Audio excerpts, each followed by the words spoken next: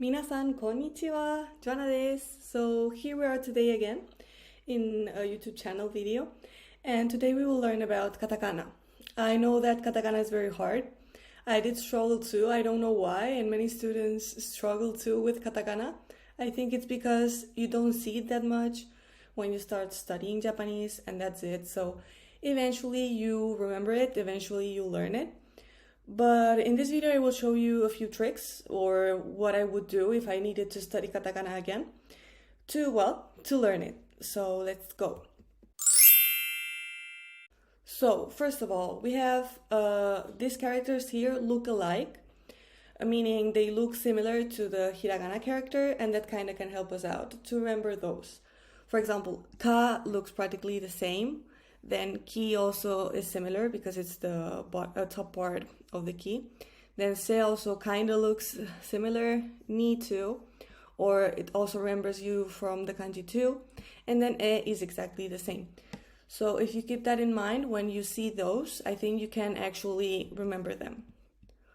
Then we have these characters here. These are the most difficult characters in katakana because they look so similar and they are very difficult to see exactly which one is the one that you want to know. So first thing, when we write it, it starts from the bottom part and then we go up. So you would write it like that. If you keep that in mind, I think you can kind of see that it comes from the bottom and then from the top. But if not, comparing it, for example, with tsu, that tsu would come from the top and then to the bottom. I think she is more wide and then tsu is more, let's say, thin, kind of. Then we have so it looks kind of more thin, and then the n looks a little bit more wider. So tsu and so we write from the top to the bottom like that, and then n and she we start from the bottom to the top. But well, this is a lot of practice, seeing them many times, so I know it's hard. But well, I think these few things can help us out to see a little bit the differences. More things. How would I study katakana? So now we will see the letters together and we will see everything. But how I would study katakana, is by seeing words and by remembering words, not the characters. Because, well, you can keep on copying the characters. Yeah, that could help you out. But the more important thing is to see it many times with words. So we will also see a list of words that I recommend to know for beginners that want to practice katakana. With that being said, let's go. So this would be the vowels. This would be a, I, u, e, and o. A, I, u, e, o. The I kind of looks like one, I think, as we write it like that. But well, a, I, u, e, o. So for example, we have this word, ice cream, that's ice cream. So you could learn this word where you have the a, you have the I, and well, the other characters to practice, for example, the vowels or already remembering those characters.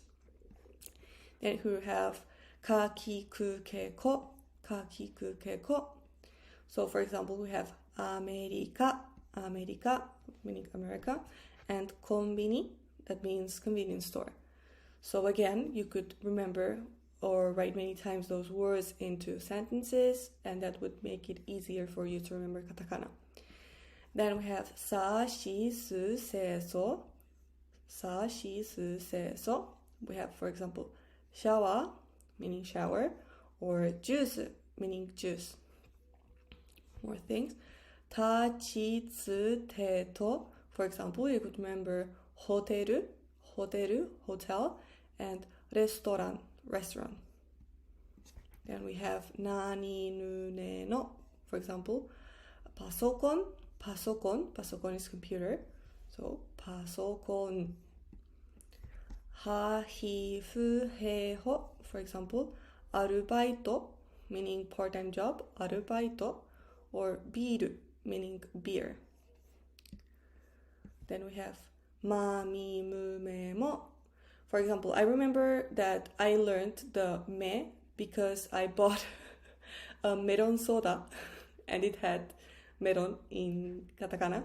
So I remembered me and ro from that. So that's why I think learning katakana with the words is so important. It makes it much more easier. So for example, here we have miruku, meaning milk. We do have another word in Japanese to say milk, but this is very popular, miruku. And then noto, meaning notebook.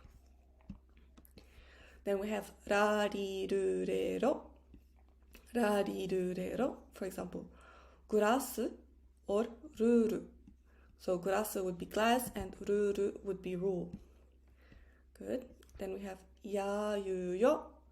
And then here I wrote also wa, wo, and the letter n. So for example, daya, diamond, daya, or vaccine, vaccine, vaccine. So you could try to remember those characters with those words. So here I have a list. I wrote a list of common words in katakana, or the more, yes, common. So as a beginner, you could learn those and it would make sense. For example, camera, camera, glass, calendar, terebi, restaurant. Actually, the words that my students know and they write would be camera, the terebi, hotel, restaurant, toneru we also saw. So if you learn those, better. Here we have more. Of course, you can stop the video and see the list and copy them, but anime, biru, what else? Dorama. So yeah, many more. What would I do if I had to study katakana? So I would check out these two lists and I would write an essay, for example, in Japanese, for example. Today I have arubaito, or I go to the arubaito. I buy a camera, I watch the terebi, I eat in a restaurant, what else you could say? I drink a biru, I eat a melon, things like that. This way it's, easier. I like anime, I like the idol. So if you do that, it would be easier for you to remember a few characters of katakana, and step by step you would eventually know how to read many more. Okay, so have a very nice day and see you in another video. Mata ne! Bye bye!